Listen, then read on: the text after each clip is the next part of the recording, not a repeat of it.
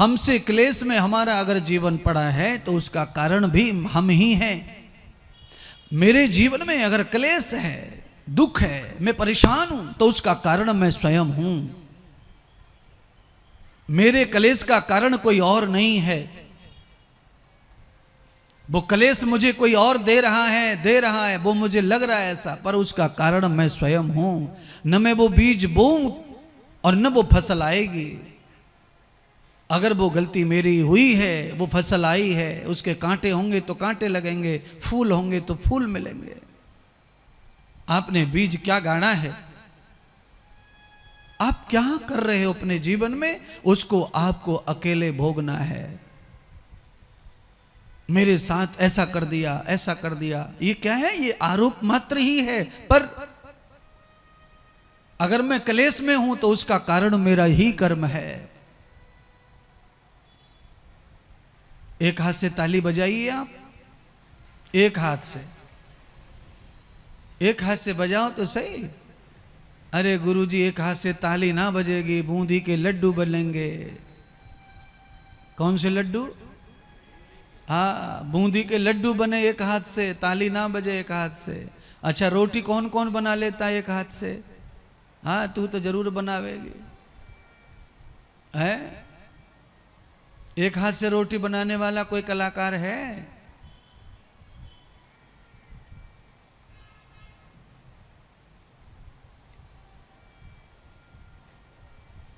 नहीं है महाराज, कोई नहीं है। तो एक हाथ से भोजन नहीं बनता है ना, रोटी नहीं बनेगी तो ताली नहीं बजेगी। आप हथेली बजा सकते हैं, आप बजाओ हथेली को, उंगलियों को खूब पीटो एक हाथ में, आप आवाज निकाल नहीं सकते। आपको दूसरे हाथ का सपोर्ट मिलेगा तो ताली बजेगी। अकेली ताली बज नहीं सकती ना, तो दो के बगैर आप कोई गति दुर्गति नहीं कर सकते। आपके जीवन में अगर कोई कलेश है तो उसमें दोनों हाथों से ताली। अच्छा बोलो, बहू का तलाक हो गया, बहू चली गई, तलाक होने के बाद में हिसाब किताब सब हो गया, लेन देन हो गया। उसके बाद में बहू के ससुराल वाले पूरे के पूरे एक ही भाषा में बोल रहे हैं, बड़ी खराब थी, बड़ी बदमाश थी, खिड़की में से झांकती रहती थी, हर समय फोन पे लगी रहती थी, छोरा की तरफ तो देखे ही नहीं, काम करे ही नहीं, फलानो करे ही नहीं, ढिकानो करे ही नहीं। अड़ोसी पड़ोसी तो हैं ही, इनकी बात मानते। उधर लड़की वाले, लड़की तलाक लेकर के चली गई, हिसाब लेकर के, ससुराल वाले हैं नहीं वहाँ सुनने के लिए।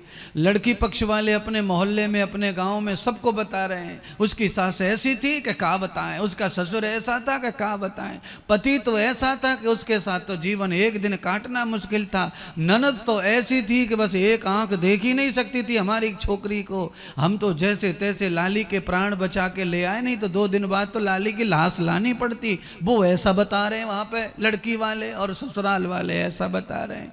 अब इन दोनों के बीच में कोई एक आदमी ऐसा अक्लमंद हो जो ये कहे कि न इसका दोष है न इसका दोष है और दोनों का बराबर दोष है, किसी का कम किसी का ज्यादा, ताली तो दोनों हाथों से ही बजी है, एक हाथ से बजेगी नहीं। कम ज्यादा हो सकता है, एक हाथ में असर कम हो, एक में ज्यादा हो तो कम ज्यादा हो सकता है। अगर ताली बजाते समय दोनों हाथों का आकार एक जैसा है तो आवाज ज्यादा आती है। स्कूल में जो बोलते स्काउट ताली बजा, तो वो आवाज ज्यादा वाली है, क्योंकि उसमें दोनों हाथ बराबर आगे रहते हैं, लेवल में रहते हैं, दोनों हाथों की पोजीशन सेम रहती है, तो आवाज ज्यादा आती है।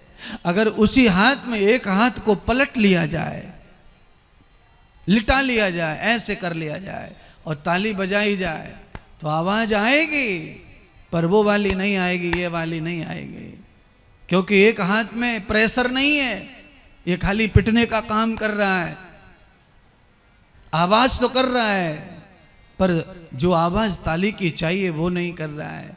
दोनों हाथ जब आपस में टकराते हैं तो बराबर ताकत पड़ती है, तो ध्वनि आती है, आवाज आती है। तो कोई चीज संसार में एक हाथ से ताली नहीं बजती। क्लेश भी दोनों को ही भोगना पड़ता है, अलग अलग प्रकार का हो सकता है।